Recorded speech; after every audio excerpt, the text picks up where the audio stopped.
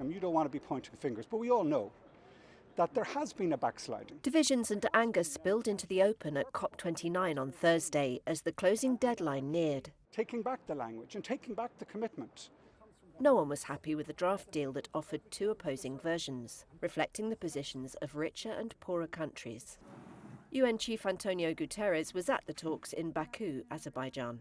What now matters is how to find a compromise that allows for an ambitious result in relation to the new global goal.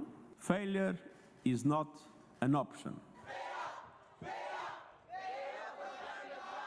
Activists at the UN summit demanded richer countries pay up. Developing countries need at least $1 trillion a year by the end of the decade to cope with climate change, economists told the talks last week. But the draft deal states no figure for total funds countries would aim to invest each year, leaving a space marked X. Key details remain undecided: what counts towards the annual figure, who pays, and how much. With the summit set to wrap up on Friday but widely expected to overrun.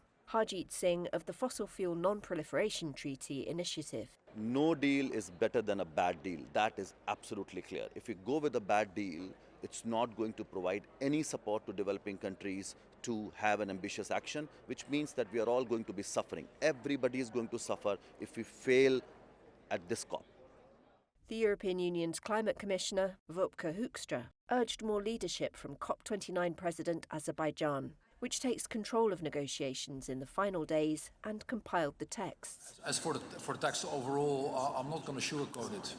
It is clearly unacceptable as it stands now. Some negotiators also said Thursday's proposals failed to uphold a pledge made at last year's Dubai summit to transition away from fossil fuels, hailed at the time as a landmark moment.